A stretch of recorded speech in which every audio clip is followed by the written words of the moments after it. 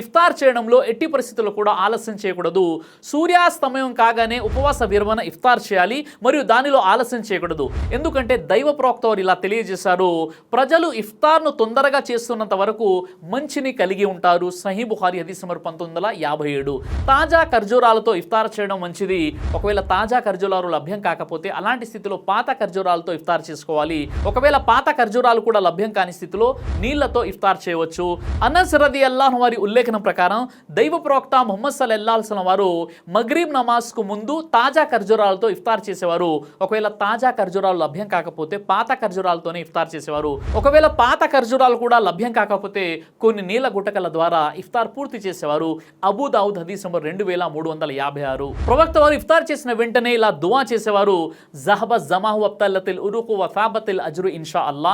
దాహం తీరింది, నరాలు చల్లబడ్డాయి, సేదా తీరాయి, ఇన్షా అల్లా పుణ్యఫలం కూడా నిర్ధారించబడుతుంది. ఇబ్నే ఉమర్ రదియల్లాహు అన్హు కథనం.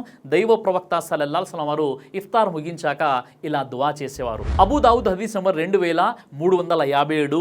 హసన్. ఇఫ్తార్లో దువా చేయండి, అల్లాహ్ మనందరినీ ఈ శుభప్రదమైన మాసంలో వీలైనంత ఎక్కువగా తన ఆరాధన చేసే సద్బుద్ధిని ప్రసాదించుగాక, మరియు అల్లాహ్ మనందరినీ మన్నించి నరకాగ్ని నుండి స్వేచ్ఛను ప్రసాదించే అదృష్టవంతుల్లో మనల్ని కూడా చేర్చుగాక.